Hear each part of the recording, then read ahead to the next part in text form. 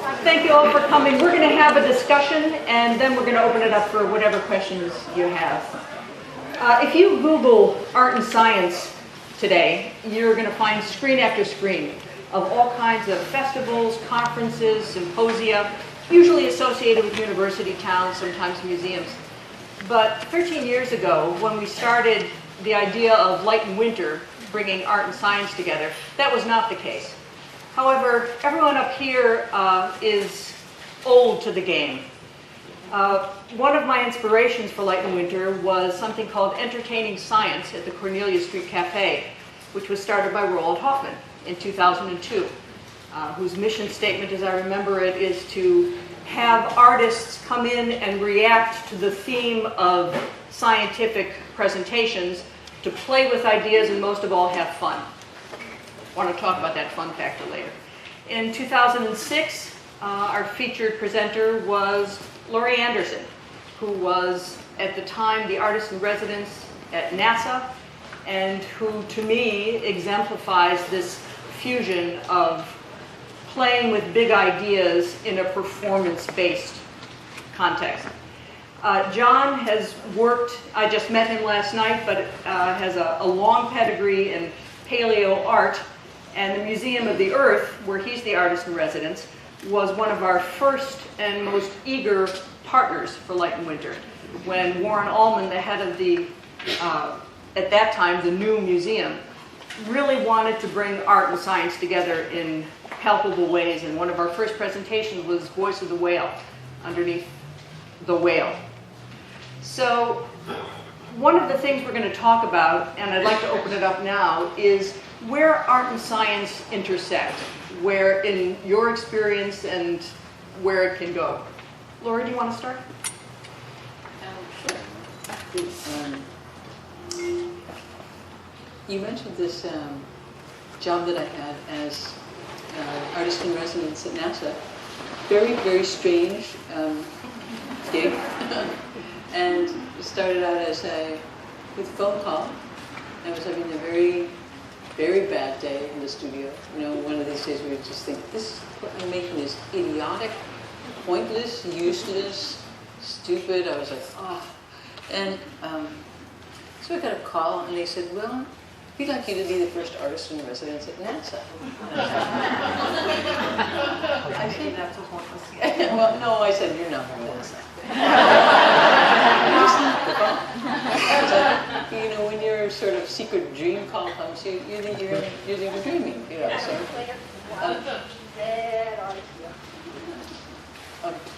anyway, so I called back and said, you know, are you really certain? They said, yeah, we'd like you to be artist in residence at NASA. And I said, what does that mean? You know, like with the space program. You know, maybe we can pull this up a little bit so you can hear it better. And they said they didn't know what that meant, and what did I think it meant? I was saying, who are you people?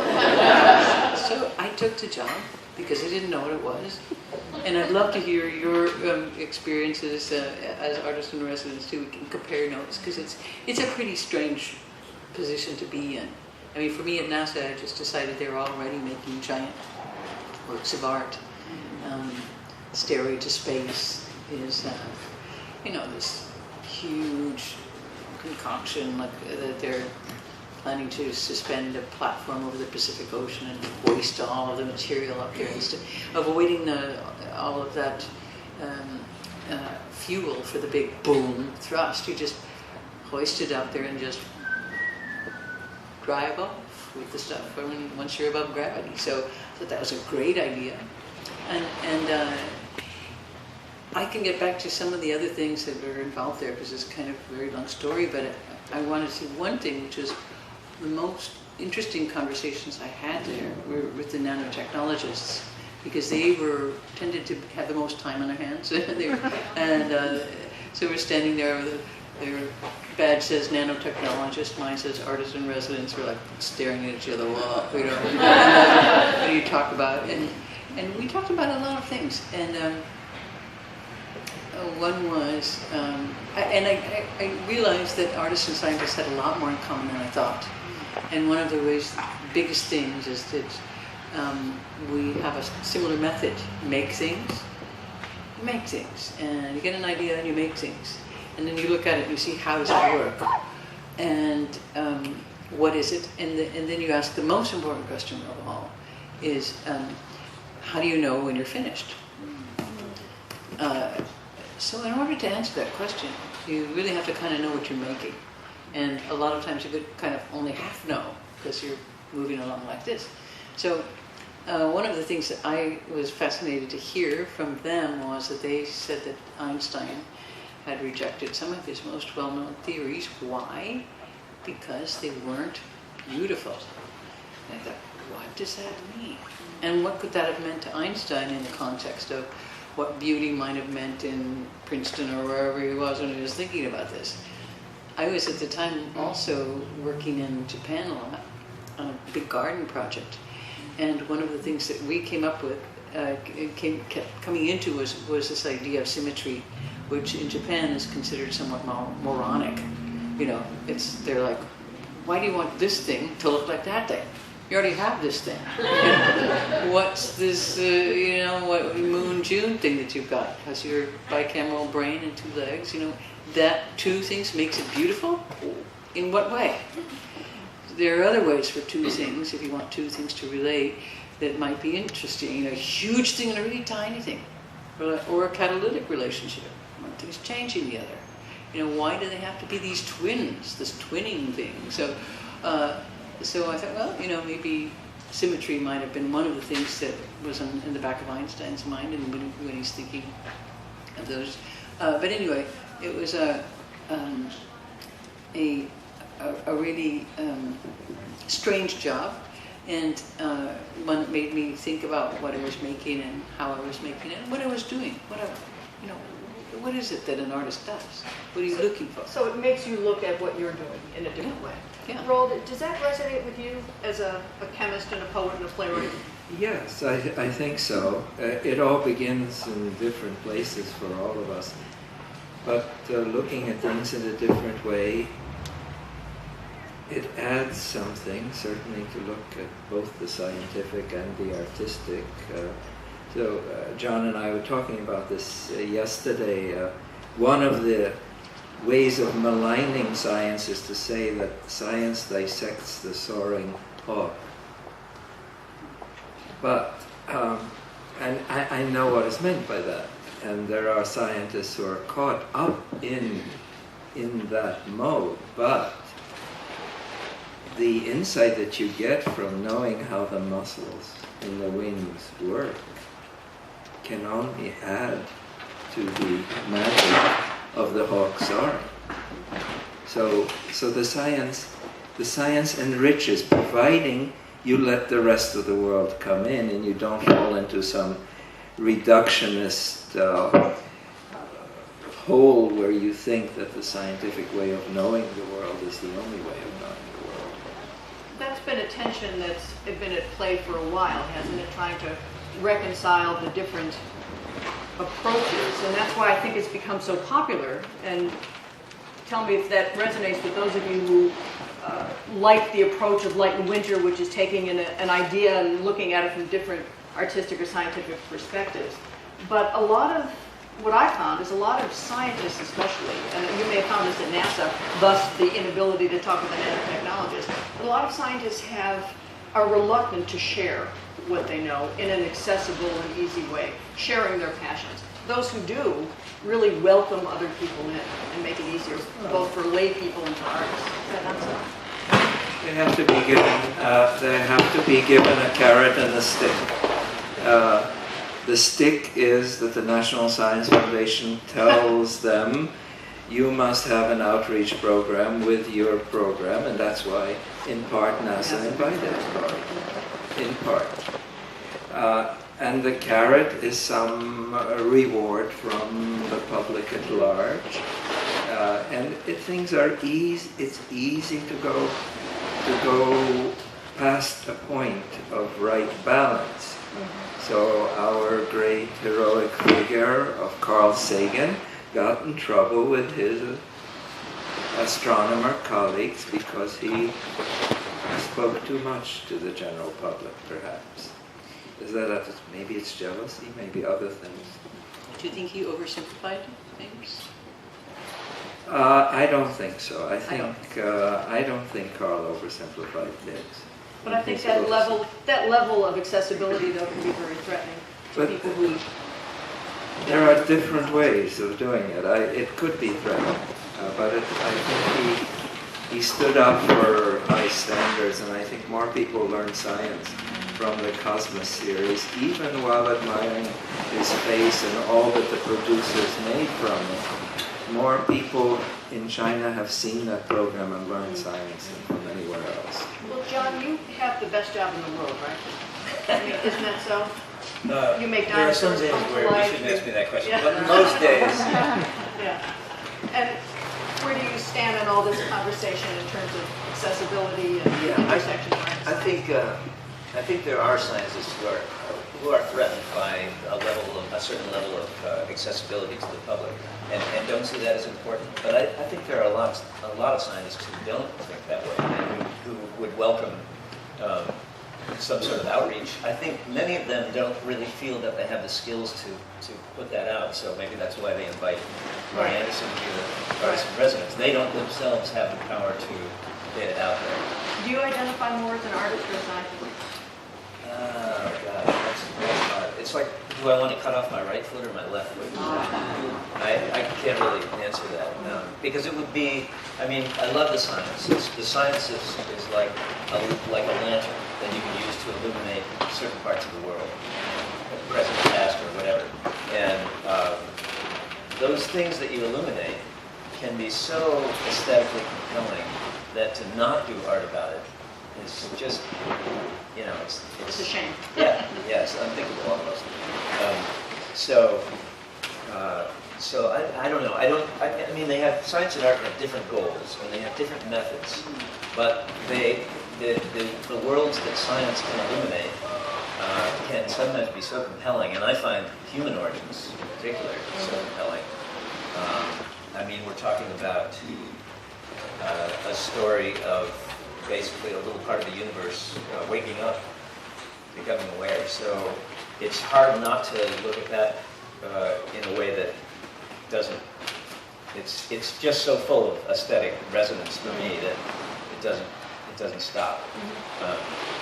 Also, it's the coming to be of the human form. So that's got such power over us, and the fact that we have discovered a process by which one kind of organic form can transmute into another, and we can watch things on the edge of humanity actually get to be something that we think of as human. I mean, to me, that's so full of power. You'd have to call it aesthetic power. That I mean, who wouldn't want to do art about that? Yeah. From my perspective. One of the most admirable people we had at Light and Winter over the years is the art historian and science writer Martin Kemp. Are you familiar with his work? And he wrote a very interesting book called Structural Intuitions, which was the first book I read before Light and Winter got started, which talked about essentially what you just said, that both artists and scientists look at things in the world and want to discover more, elucidate, bring them to light. Right. And I think what's so interesting about you three is that you both combine those two, whereas most people are either artists or scientists and they look for an intermediary.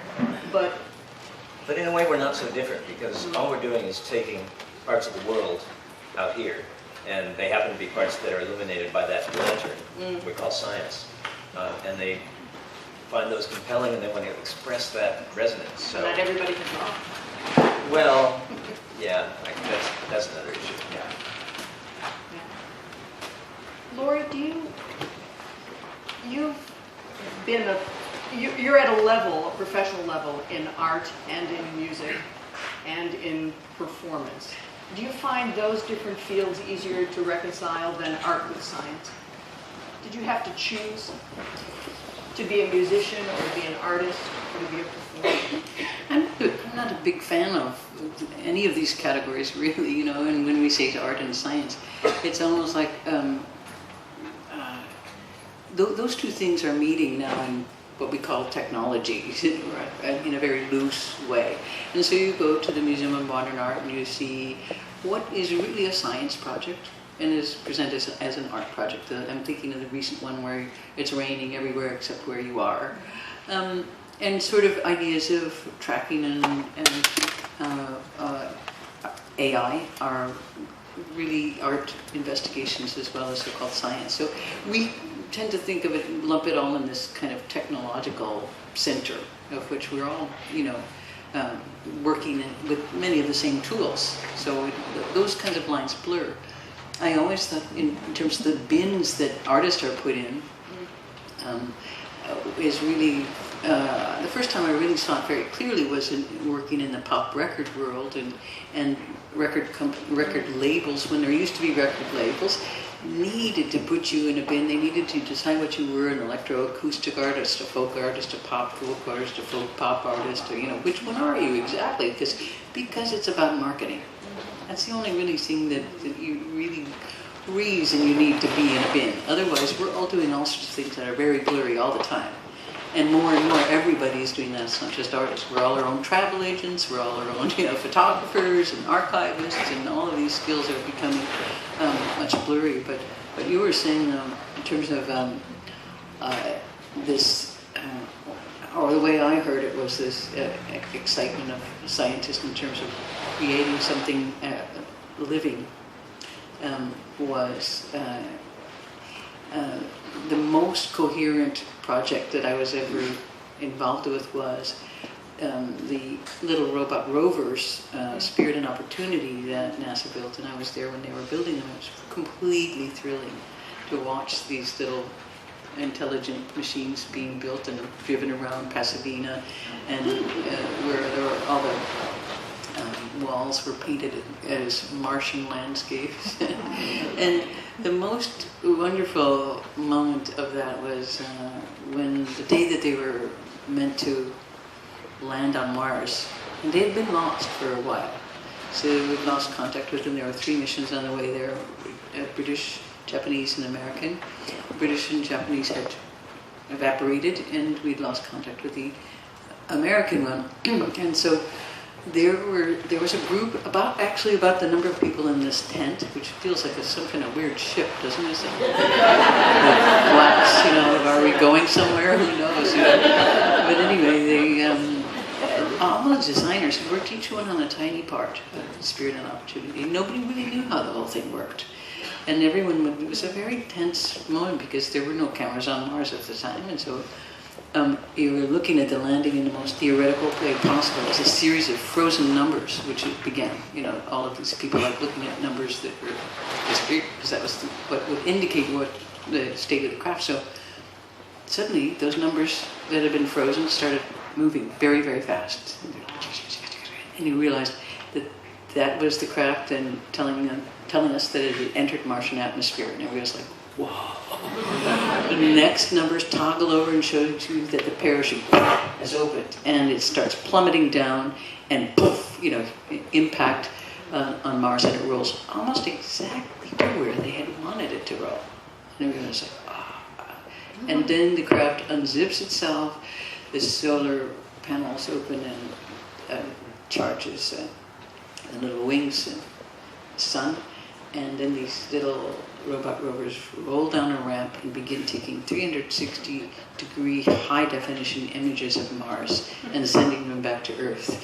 And we were like, humans made this. And every time I get burned out on technology, I think of that moment of these little machines. And I was also working at the same time in Japan on a garden project that had to do with, in a funny way, the same thing. If you're a Japanese gardener, this was for a big project with Expo, a very techno project involving nature and technology. And the text that you would read if you're doing anything with gardening in Japan is a 13th century Japanese Zen master named Dogen, who wrote a book called Enlightenment Unfolds. And the central question of this book is, are mountains aware? What in nature has awareness and what has nothing? So that, Japanese gardens really are not about a nice arrangement of plants and rocks. It means setting stones. So think Stonehenge, think think paleontology, think a zone that's created, think a kind of almost Chinese directional feng shui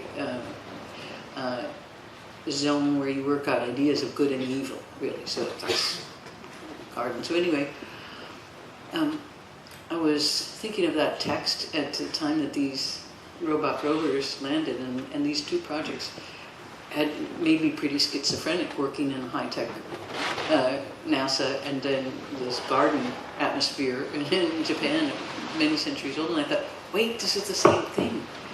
What are these little rovers looking for? These little intelligent machines that are a little bit know what's going on. They're looking for water. They're looking for life. And so I suddenly realized it's that question: what has awareness and what does not? And so creating these little life machines or awareness machines is something that I think, artists creating life drawings or whatever. We're interested in what has that what we call life, and how do you grab it and describe it and make something from it, So your comment on, when you were also talking about dinosaurs, it seems like that in our short little tour, I think in a funny way children have such a intuitive understanding of this when they have a dinosaur well, it's beyond fascination, right? Wasn't yours almost an obsession as a kid? I guess so, yeah. Could you just talk about that? I have to admit that.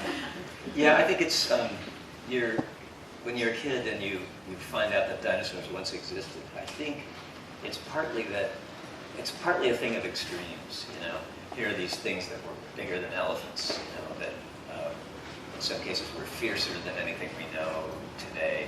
And so it might be just that part of it might just be that kids don't have especially subtle minds, so we go for the extremes. And that might be part of it. I think there's also magic to it being really, really old, and to have to go back that far in time in your mind to sort of visualize it. It's part of that too.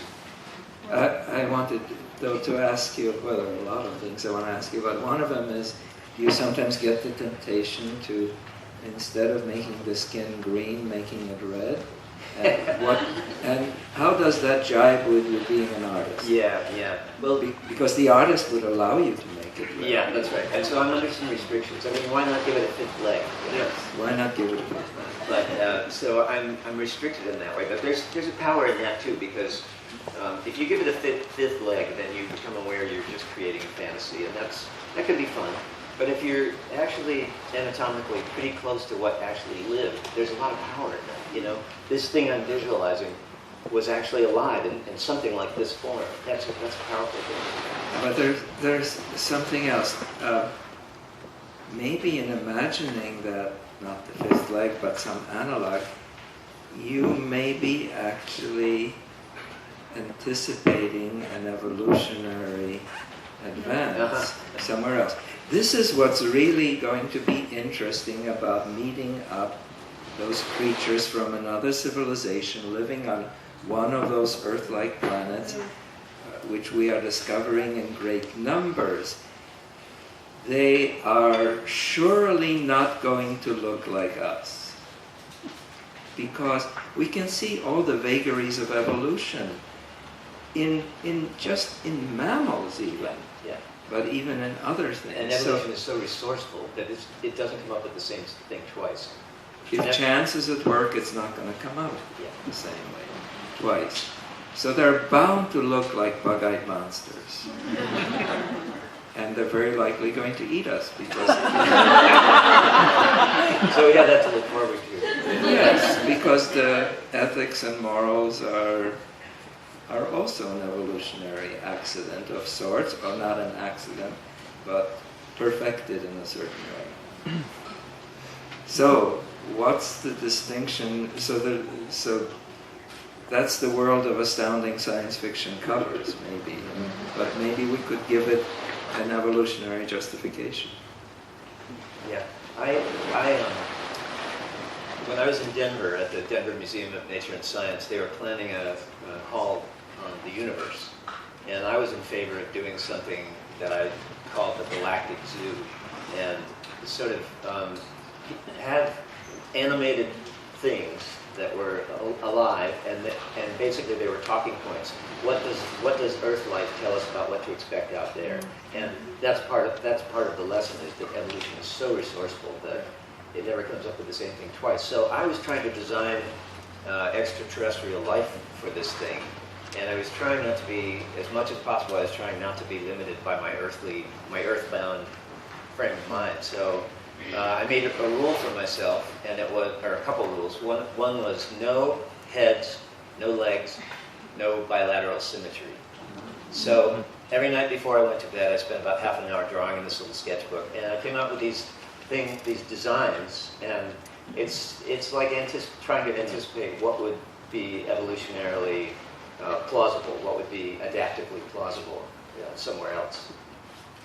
I wanted to mention a real story of unusual adaptation. So I'm a chemist, and in these biologically evolved systems, there are chemical systems doing one thing or another. Once perfected, they tend to stay, but not always.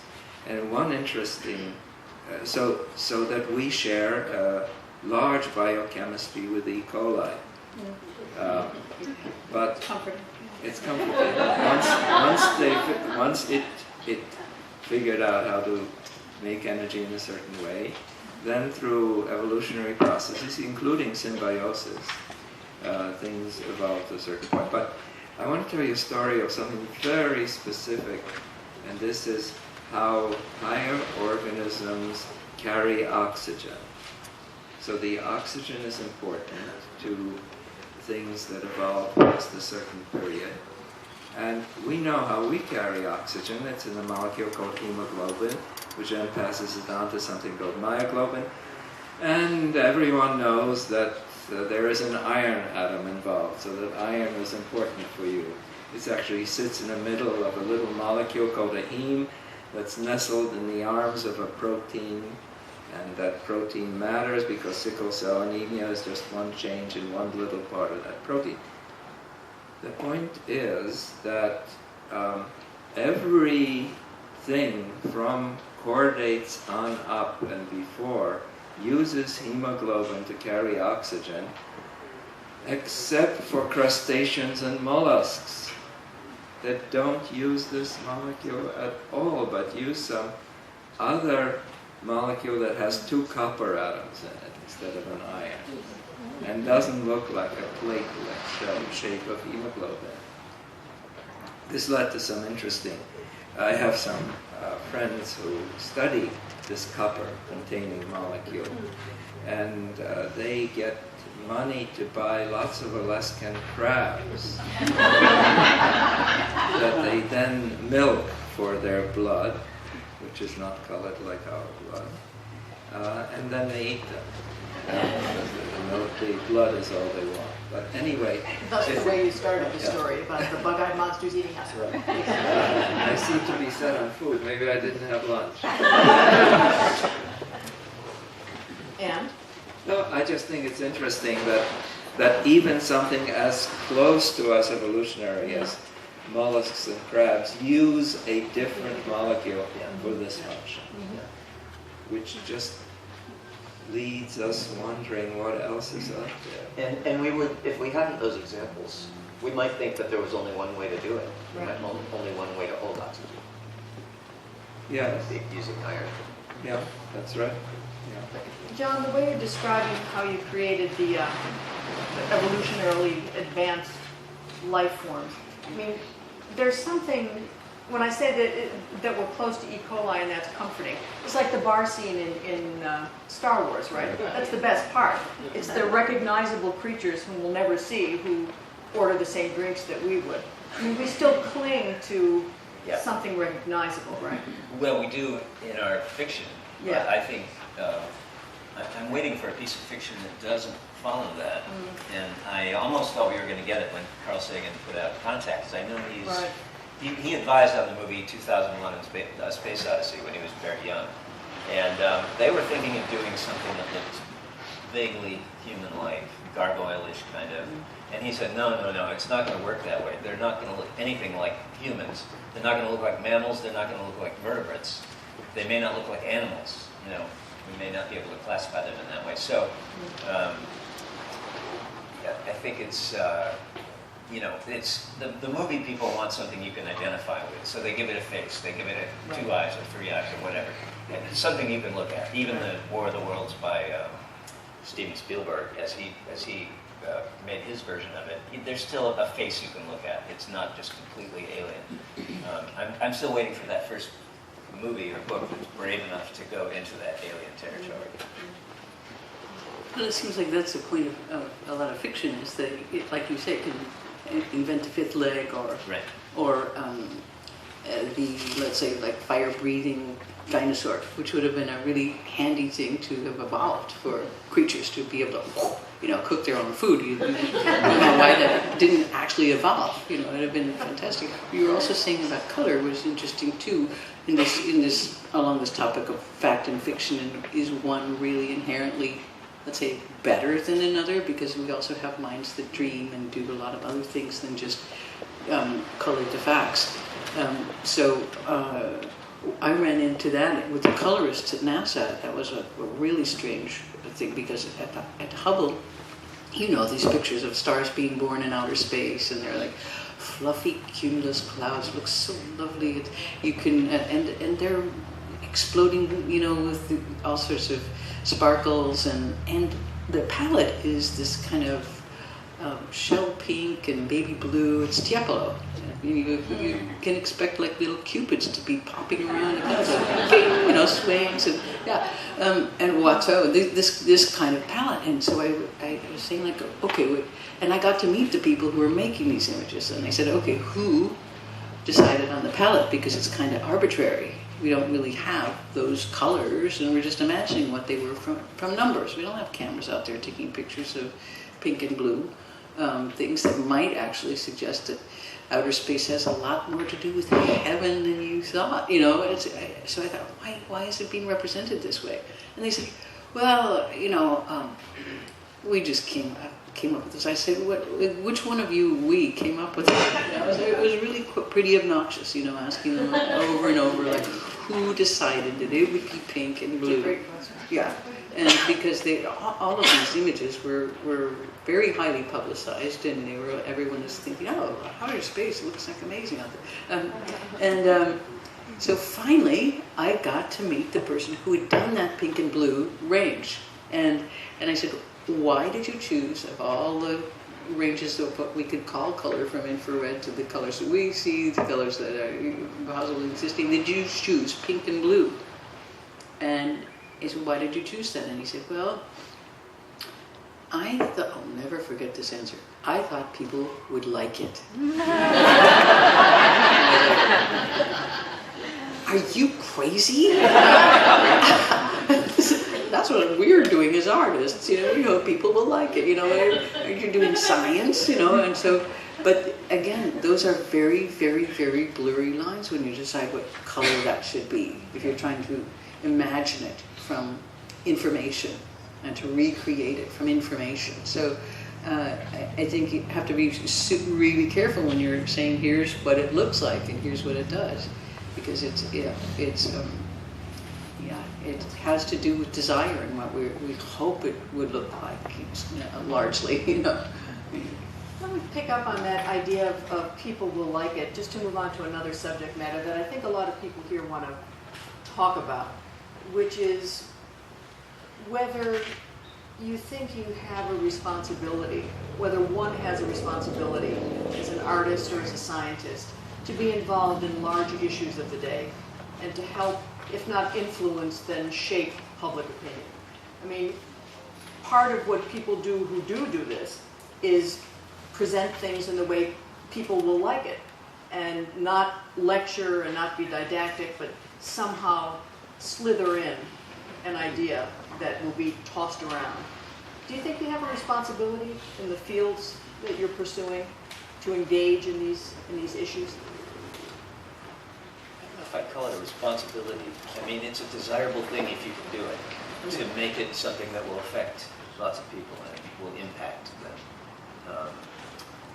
But it might go too far to call it a responsibility. Not everyone can do it, for one thing, you know. So for a person to feel, you know, because I'm studying this, I somehow have to get it out there. A person who doesn't really have the means to get it out there, it's sort of an exercise in futility.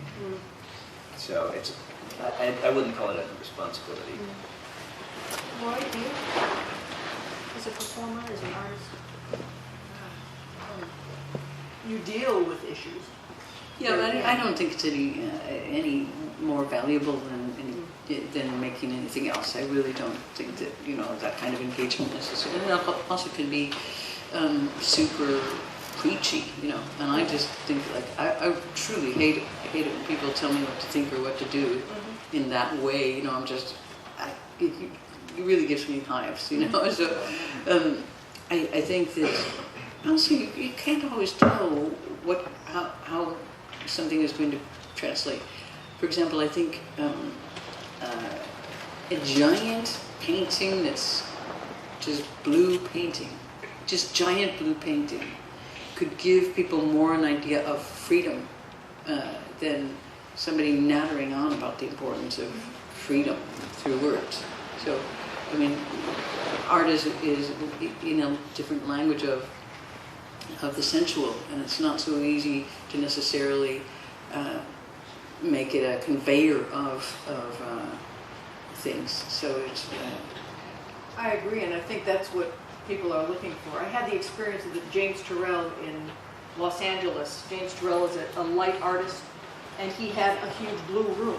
It wasn't even a painting, it was a whole room that was suffused with blue light that would then slowly change into different. And the sensual experience of that was profoundly moving and very powerful. And it threw you back on your own resources, and you thought about it, what you thought about it. And to me, that's a very powerful way of moving people into at least thinking for themselves about themselves.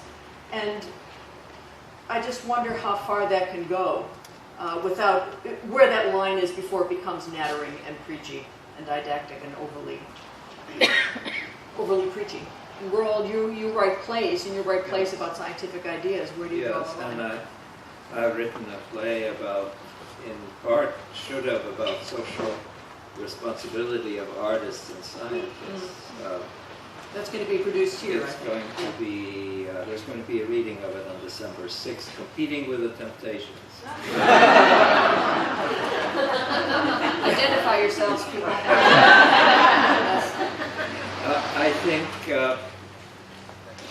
I think scientists have a social responsibility, especially in a time where technology enters into everyday lives.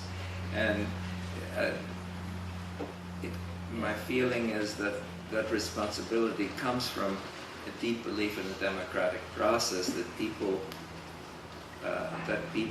have to make decisions on the siting of a garbage disposal plant or using Cayuga Lake to heat a nuclear reactor, cool a nuclear reactor.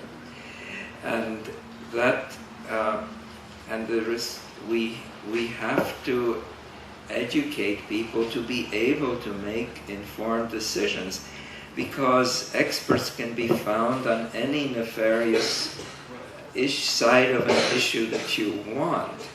So the public has a responsibility to learn some basic science so they can make those decisions, and we have a responsibility to teach people.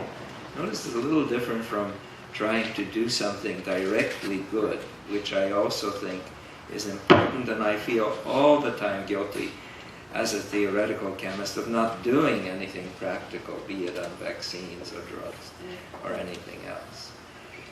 I think artists too, one of the romantic fallacies is that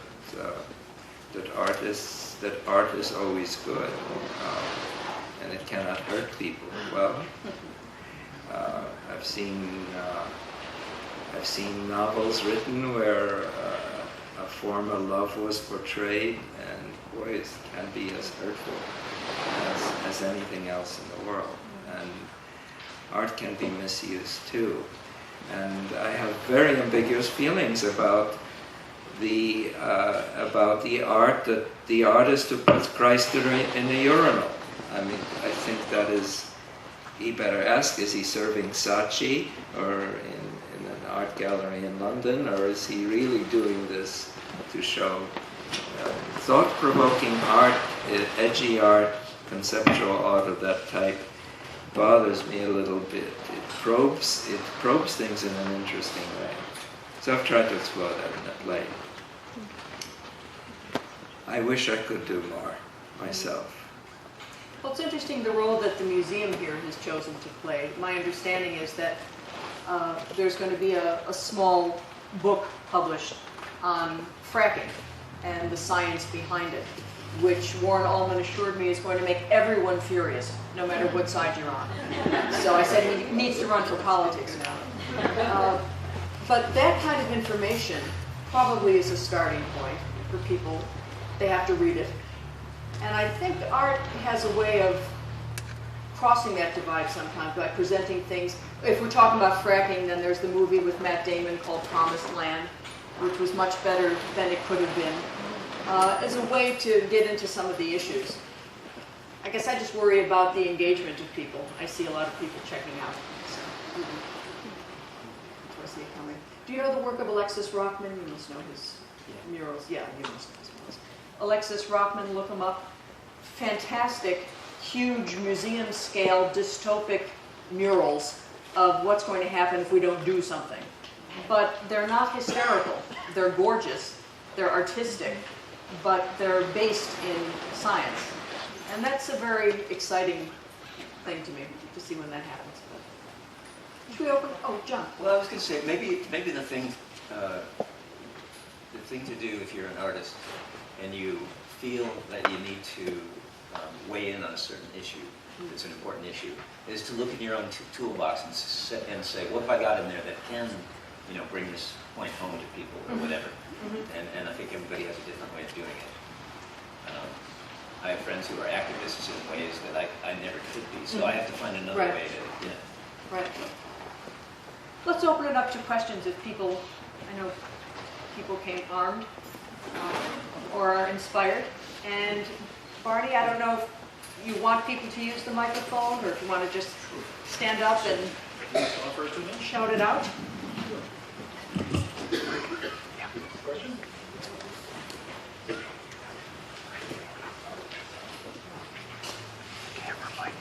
Not specifically about art and science, but Laurie, you mentioned that artists and scientists make things, and then that big question, how do you know when you're finished? So how do you know when you're finished? Yeah, I have to show up at the theater. I've never finished anything in my life. Never. And I look at what I've made and it fills me with that kind of despair, to tell you the truth. That I haven't been able to figure it out.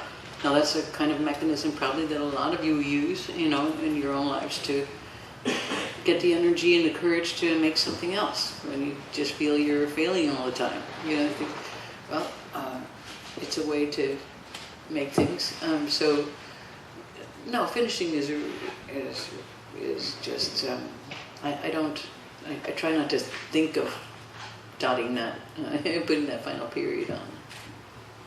Do you know when you're done? I'm currently working on a project that I've been working on. It's a collection of drawings and paintings. I started in 1992, and it has no deadlines. I'm going to put a book out when the collection gets big enough, but the great thing is, in regard to finishing things, is when I get things to a certain point, I can put them back in the bin and not look at them for 2 years, and take them out, and it immediately hits me that it needs something yellow or whatever. And so it's a real luxury to not have to finish. And in the case of those drawings and paintings, I don't know if they'll ever be finished. Do you know when you finish? Well, let's see, my wife can testify. Yesterday I said, I feel good because I finished this paper. And it's draft 17 of a collaboration with 17 marked as draft, God knows how many in between. Anyway, it's been going on for about 8 months, not a long time. But a paper is our publishable unit in chemistry. with this collaborator who's in California. He's working for someone else.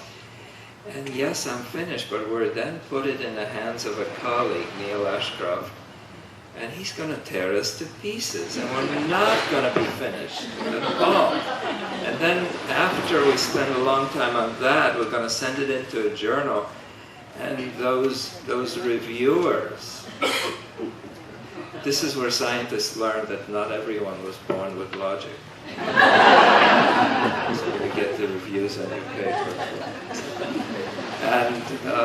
And we're going to be torn apart, and we're going to have to revise it, but it is going, at some point, it is the message that abandons, quoting Derrida here, and it will appear in that paper, and it'll be finished until all those other people find a better way to do this.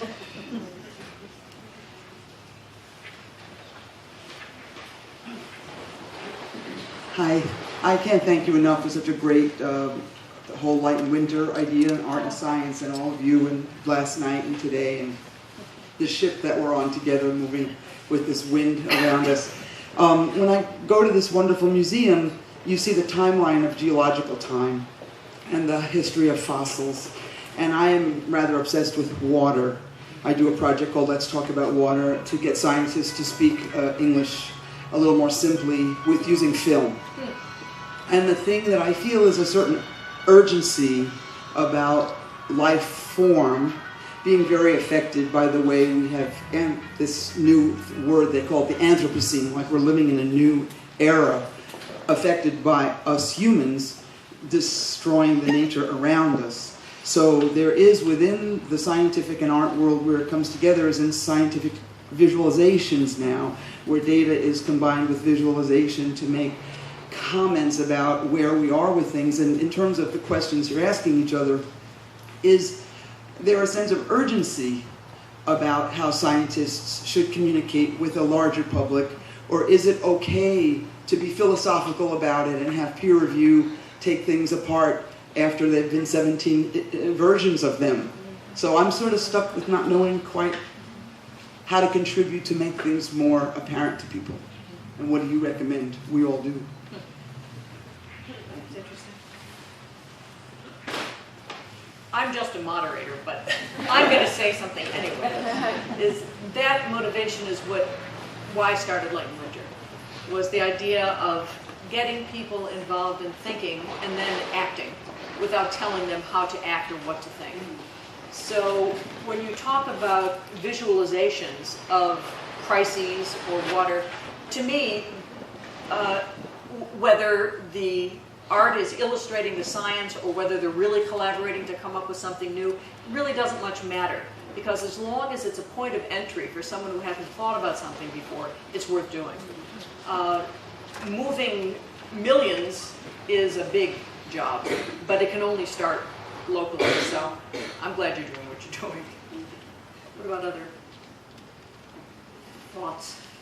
I think there has to be room for both. For the people who speak out on the basis of perhaps inadequate scientific study, I think that's what you're saying, and for those who are conservative and say, wait. And then you have to have a dialogue. It's only bad when there's only one person, and those persons are in charge of our government and make the decisions. But I think we need both. I think, fortunately, human beings tend for psychological reasons to be in one camp or the other. That they want more evidence or they want to speak out on it. This is such a good point, because the dialogue point, because when you ask this question about, do you have a responsibility to make the world a better place, you have to ask, better for who? For you and your friends, for the people who live over that you don't even know, or, what are you talking about? Or if you're a banker, you're going to make the world a better place by everyone's got a lot more money. You really have to think about it, what it is. So the dialogue is so crucial. And you may be a person who wants to do it really urgently. You may be a person who has philosophical questions. Those are all great ways to do it. And that's why there are just so many of us. We all have our own way of doing that. and you don't have more, I don't know, I mean, that obligation to make it a better place is scary to me as a concept, because you really have to think about what you mean when you say that. You know, some things are kind of obvious. You know, actually, when doctors work, you know, they actually have to sign an oath, the Hippocratic oath. That says, "I will not hurt anyone." Should artists sign that oath as well? Should the guy who's making the urinal have to say, you know, I will not hurt anyone through my art? Should people in Congress say, I swear not to hurt anyone? There's a move to get business people to But sign a Hippocratic oath. Yeah, should that be the oath that we all agree to for the greater good? But it's interesting, Laurie, that you're reframing the question as, do we have a responsibility to make the world a better place? Because I asked, do you have a responsibility to engage in the big issues of the day? I think there's a difference. Big I think difference. there's a difference. But Yeah. hopefully one serves the other. I mean, hopefully your end product. Well, hopefully, Yeah. based on what your end product is. Yeah. Which is what you just brought up. Yeah, it's interesting.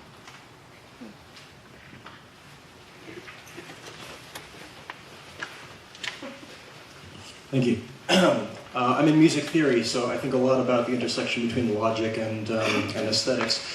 And I sometimes find myself wondering, to what degree does this idea of logic and the idea of the scientific process that underlies so much of the entire STEM continuum, do those of you in science ever think about the degree to which that's itself an aesthetic of consistency, and or whether it really actually has an absolute privilege over all kinds of irrational, illogic, aesthetic, whoopity weird stuff that people have?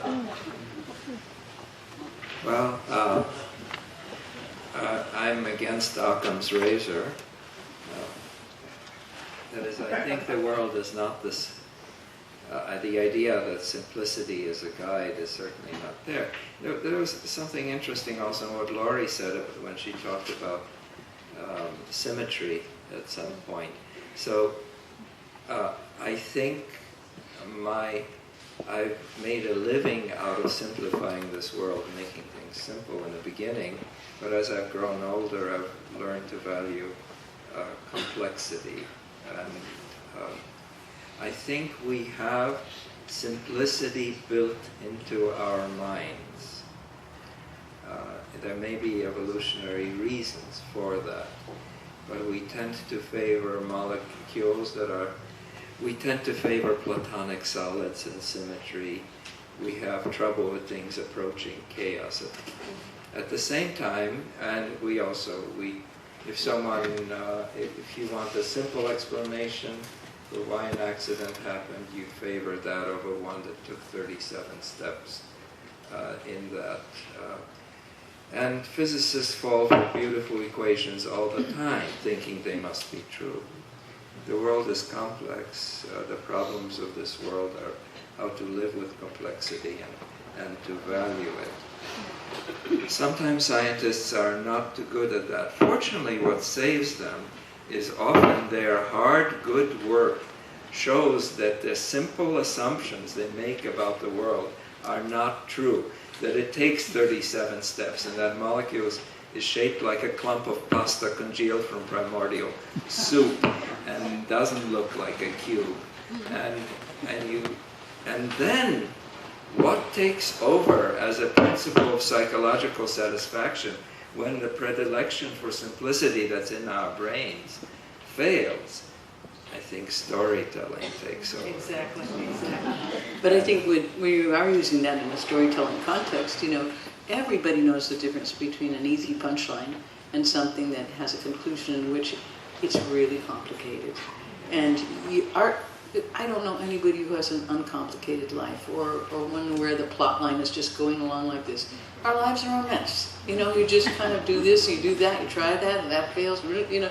And so when you see something written that acknowledges that, and it doesn't go for the easy sort of overall boom, you know, kind of razzle-dazzle, summing it up and aphorism, whatever, and it actually goes, whoa, this is really, leaves you hanging in this place. I think everybody knows the truth of that. You don't have to kind of be theoretical for that. You just know somebody has acknowledged the complexity of this. I was going to say, I have taught human origins courses, and one of the most effective ways is to tell students on the first day, maybe in the first week, that there are several grades of hominids, that this fantastically complicated-looking family tree of early hominid, human ancestors basically, can be summed up by talking about, let's say, 4 or 5 grades of hominids. And then to go through the course and teach them the details, and toward the last week of the course, you tell them, that was a lie. I told you a complete lie at the beginning, just so you could organize your thoughts about it and not be overwhelmed by all this stuff. That's one of the most, I think, effective ways of teaching it, is to simplify it at first, and then once you get into it, you can sweep the bad stuff away. Marty, there's one back there. And while you get there, I'll just tell you that my favorite experience from Light and Winter was the realization that sometimes these art and science collaborations really didn't work. And so a third of the audience would come out because they were in Ithaca. They understood it, they thought it was great. A third was furious because they didn't understand a word that this person was saying. And then a third was just happy that somebody was thinking about this stuff. You know, so put it all together. Well, we just drove 2 hours to come here because this is such an important topic.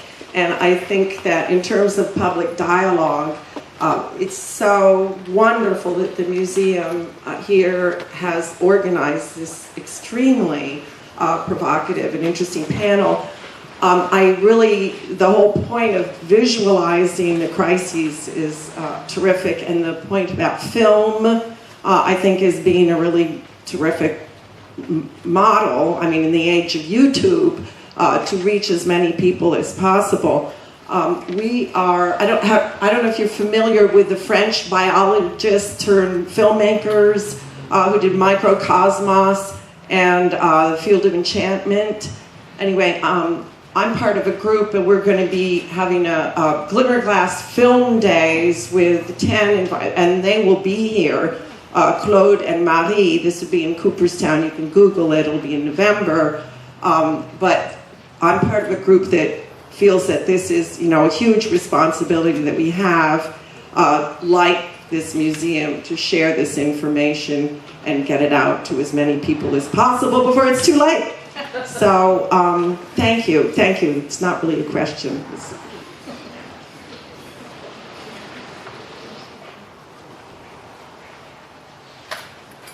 I went last week to an interesting lecture by a Cornell climate scientist, and I'm picking up a little on the number of references to evolution that I heard in your presentation. So he was basically posing the question to us of, is the evolutionary experiment with intelligence something which will work out well for us or not? But since we're in an area in which there is, we're talking about art, I would reframe that slightly to look at the creativity, which I think is inherent in both art and science, and ask, is our experiment with creativity likely to be something that works out well for us from an evolutionary perspective?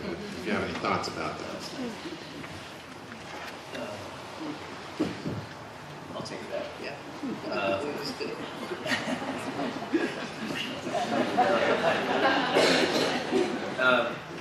Humans, in the view of some of the anthropologists who study human evolution, humans are, more than anything else, a species that have maximized their options. They're a species that has alternatives.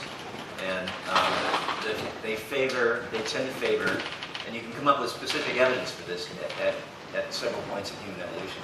They tend to favor the quality of adaptability more than they favor adaptation to any single environment. So I think creativity evolved as part of that. It's tied in with symbolic behavior and of course the arts and everything. But I think it's part of a broader spectrum of behavioral responses that sort of maximize options and alternatives.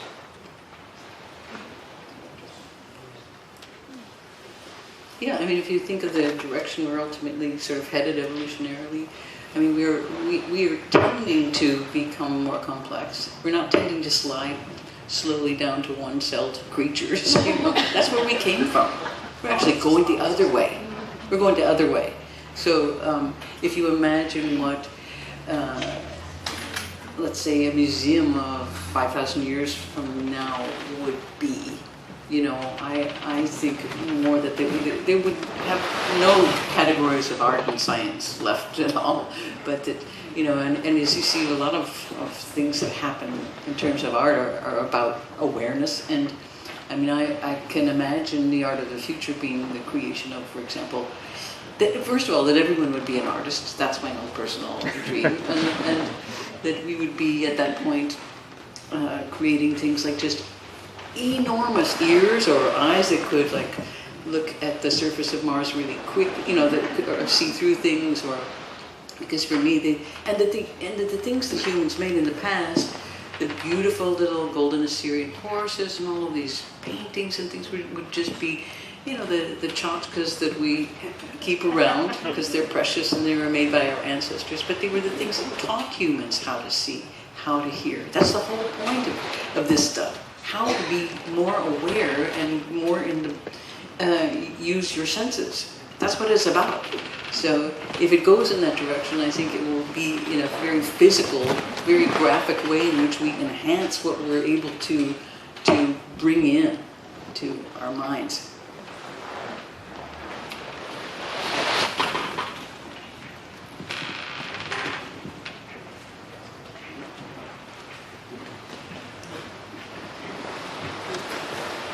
Hi, thank you so much to all of you. And my question was last night at your performance where I was sitting with my friend Julius, who's 11, and he asked me when we were talking about Lakewood, he asked, "Is this true?" And I said, "Probably most of it." But I couldn't be sure, which I guess it leads into this conversation we've been having about the fact and the fiction, and at what point do you let facts go into the realm of storytelling to better translate what you're trying to get across? And it doesn't really matter, and I wanted to talk to Julius more about it afterwards, saying, well, whether or not there was actually a chicken, there probably was a chicken, but it's not really necessarily the point, but maybe I'm wrong about the chicken was the point, yeah. That was the point. Yeah. Well, adaptation. I mean, what do chickens do in their domestic fowl, and suddenly they're living in the woods? And what do people, 21st century people, do when they're suddenly living in the woods? When I found out about Lakewood, I didn't believe it either. I thought, that's why I'm going to go there. We live in a very mediated country. These places are not part of our media. Why not? There literally are hundreds and hundreds and hundreds of tent cities in the United States now. One of the projects I'm doing is going around and looking at it and just being a journalist. Because you don't really have to make anything up just to go to some place. And Lakewood is one of them, the town that Ginsberg was, Allen Ginsberg's from. And a huge number, hundreds of people who have, as I said, was trying to describe as well as I could last night, what happens, they just moved kind of across the highway into the woods where they live. And it's been going on for about 7 years. And it's divided into several areas, but it is not part of you don't hear that on the news. Why not? Who's feeding you the news? Where are you getting your news? I just decided I have to go out and look for these places because I heard about that one and I went, I don't believe that. And I went there and I do believe that. I mean, I just spent a lot of time there. It's really tough living in the woods when you actually don't have anything. So I thought, how do people really adapt? What do you do when suddenly you have nothing? And I do have a little bit of an alarmist feeling about what's going on in this country now as things, as cities kind of fall apart and they have to, and government's no longer really providing anything. So that's one of the projects that I'm just trying to find out about. But I think what I heard the questioner also asking is that there might have been a small article about Lakewood somewhere in the paper, but your presentation of it and the way you shaped it in a performance venue is what had Julius listening and what other people are going to be talking about. And the whole question of artistic license. Does it matter if the chicken was black or white? Does it matter if it circled 3 times? Probably not, as long as the story is true to its essence. Well, that particular section of these series of stories departed from it in that it was purely journalistic, because I didn't really feel that there needed to be anything except just a report of what I saw. And I tried to make that distinction, maybe not as well as I could have. But I think that there's something about how, because the venue was not a venue where people are used to taking things as fact, Right. it managed to get even higher than fact. That even though, I was like, I bet all of this is true, and that's important, but that we didn't actually know, and it is, and because it's so unbelievable, it makes it even more unbelievable, even though it's real. Mm-hmm. And No, I can understand how that, because there was a lot of things in that work that were about the dividing line between a dream and reality. And, on the other hand, what in this culture is actually really real? What are you looking for, and what are you trying to find? A lot of it is very, very, very dreamlike. In fact, it's called the American dream. What are you looking for? What do you want?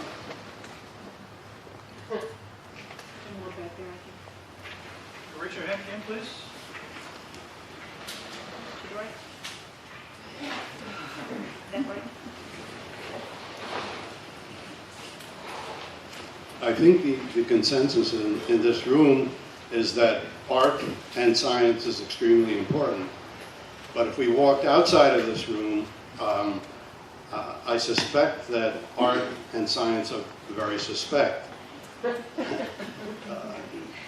And speaking towards education, you hear all the time how science courses are being watered down and being removed and being put as electives. Art is looked at as a corner for unachievers to attend to. What are your ideas about why this country is having such a hard time with science and art?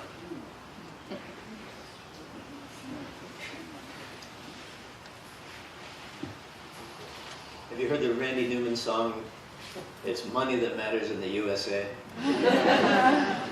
Might have something to do with it. Our friend Leibowitz, YouTube clip, 20 minutes, she starts out, the world is all about money now. And you're like, oh, Fran, come on, that's a bit of an exaggeration, don't you think? And then 20 minutes later, you're like, oh, because she goes through everything. She goes through education, culture, the art world, the economic, every single level of what's going on here, and you realize it's driven by money.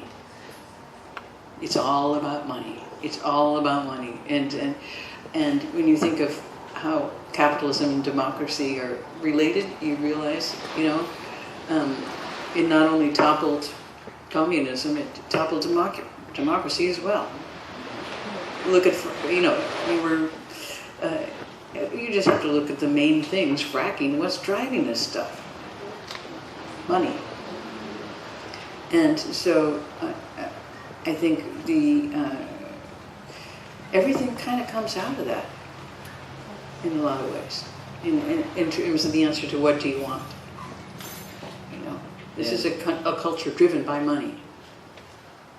And artists and scientists, on some level, are working without a concern for money. They're working for something ideally more pure than that. They're working for aesthetic response, and they're working for the finding out of some truths about the universe. So if they're a little bit if money concerns are a little bit at odds with what I think of as more pure concerns of art and science, you can kind of see how a society would start to skew in one direction. Applied science is what's getting the money. Yeah, that's right, definitely. But Well, you know, I'm a little against the abundant tone of pessimism and everything. So, name me a culture that's not about money. Or name me a culture that valued culture more strongly, where the arts and science were more important. I will name you such culture. Germany just before Hitler. Or how about the United States 30 years ago? And I will talk about Mao's China and about Stalin's Soviet Union, where more people were in both countries killed in the name of reason. And I don't think there ever was a better time than this. I think that's a romantic dream. I think human beings were always unhappy, and art and science, and whether with themselves. Yeah, really. No abundant pessimism there. No. Yes.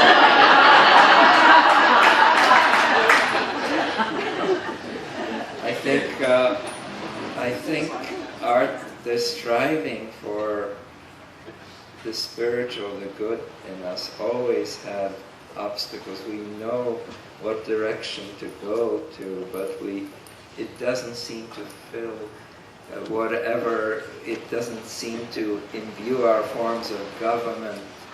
It doesn't seem to tailor the human condition somehow in the real time that people were living in. And so I think what we try to construct the best world that we can on a personal moral ground of dealing with our spouses and children as best as we can do, and God knows that presents, there are obstacles to that. And then we try to live out, I think, a better world, one which finds a place for art and for science. And places like the museum here do this for us. And so we have to value that. I think we have to keep trying. Time for a couple more questions, one or two? Oops. 5 or 6?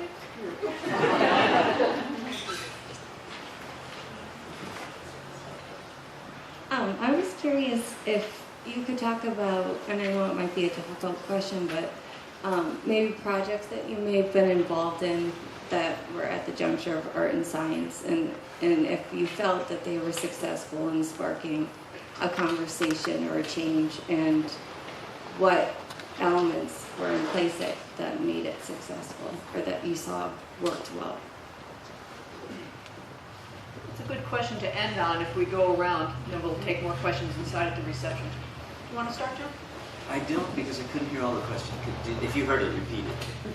She's asking about projects that you've done at the intersection of art and science, and whether they've sparked a conversation as a result of that approach. And if you felt like you felt like they were successful, and what it was about them that made them successful. That made it successful. Okay. Well, let me just give a very simple example. I worked on the movie Jurassic Park a little bit, and that particular movie is a great example of how the arts can convey scientific ideas. That was the point at which ideas that were sort of called heretical, ideas about dinosaur biology, became the mainstream, and that was pretty much single-handedly handled by that book and movie. So that's an example of the two intersecting in a way that has a powerful impact on the public. Rolf? Very small scale, you mentioned this entertaining science cafe. So Cornelia Street Cafe is a West Village institution, but for 30 years Robin Hirsch has had twice every evening either spoken word or music on the stage in a very small 60s type cafe setting with 60 to 70 people. And we by chance, I stumbled into the opportunity of being given one of those evenings a month to do something which, again, by chance fell together and we call entertaining science. But we mix a scientist and a performer or group, and we fill the place without any advertising. It's only 60 people, so it's not hard to fill. But we do this every month, and we live out the way the world should be. In this sort of cabaret, there is no rehearsal. The context is juxtaposition, and the audience, 1/3 off the street, 1/3 scientist, 1/3 artist, makes every connection we want. And I think we make a difference for that audience. We're not out. I've been asked to move it to other places, but it would totally lose the character of this. So the point, I think, is that small scale multiplied, there is a science cafe here, and it fills the spaces that it moves among. Those of you who have been, just as well. There is a need for these things. Light and Winter was entertaining science writ large, and it got too big or too small a community, too expensive for too little money. But when it worked, I think it had an effect in creating curiosity about things. People could never learn the intricacies of the most abstract or complicated scientific principles, but it made them want to learn more. And that, I think, is what, on a somewhat larger scale for a shorter time period, happened with that festival. And it's the same idea Roel was talking about. Laurie? I'd love to come to that Cornelia Street thing. Yeah, I'm going to come. Come and perform. Well, I just had to come and talk because I think, with other people, because a conversation is really interesting to me because it has dynamics. And I guess the thing I was going to mention is this. I as my experience of these two areas kind of converging was, I'm very interested in kind of interspecies communication, and particularly with animals, and and how specifically how they hear, how animals hear is really interesting to me. So anyway, I was it was backstage somewhere at a commencement address for an art school, and I had to give a talk to young artists. I'm just going to wait for a song to end. It's going to have to end one of these moments. Okay. So anyway, it was really hot, and I was waiting to give this speech to young artists, and I was feeling really guilty because I had to tell them, okay, now that you have your art degree, it's going to be really easy to get, pay off your student loan, get a job in the art world. It'll be like that. I was like, what am I talking about? Oh my God, And so I was kind of depressed and very hot and just kind of in this mood. And the cellist Yo-Yo Ma was also getting a degree and giving this little talk as well. And so we were like talking about, I said, sometimes I'm doing a concert and I look out and I imagine that the entire audience is dogs. And he said, I have that fantasy too. I said, okay, whoever gets the chance to live that out has to invite the other one. So, okay, deal. So anyway, I got the chance to do that. I was the director of a big festival in Sydney, and so I had to invite a lot of my fellow musicians and artists and playwrights and just a wide range of things. And I also said, well, I'd like to do like a concert for dogs. Now they didn't say concert for dogs, they just wrote down concert for dogs. Okay, this is great. I love to try things that you don't know what it's going to be. So we did this concert in the Sydney Opera House, which is right in the bay, and we thought a few hundred dogs would show up. Thousands and thousands of dogs. So, free. It was free Saturday morning, and it began with an invocation to whales because they were right there in the bay, you know, and we were. I was working on a bunch of high frequency things for the dogs until a dog trainer said, "I wouldn't do that. Dogs, you really don't know what really is going to happen." So we dropped the frequency, but the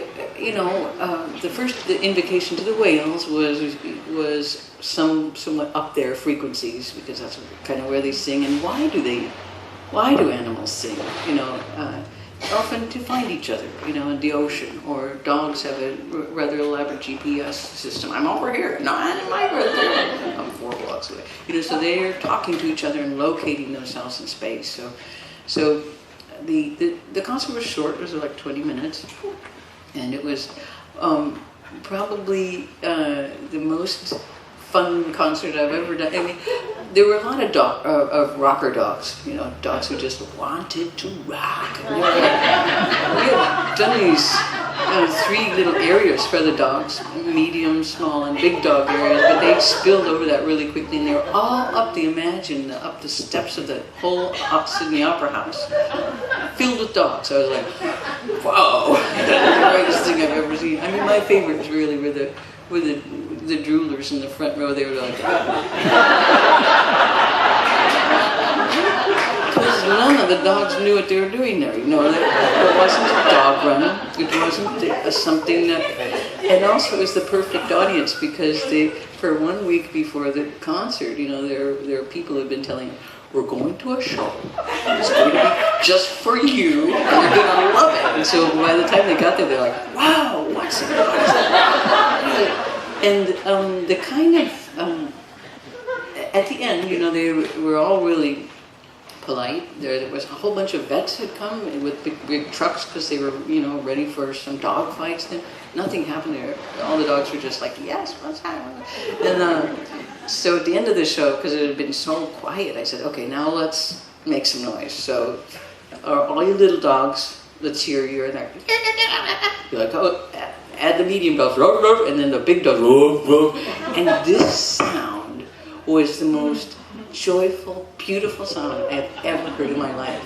And so this kind of theoretical thing had ended up in just pure joy. So that was nice way to end.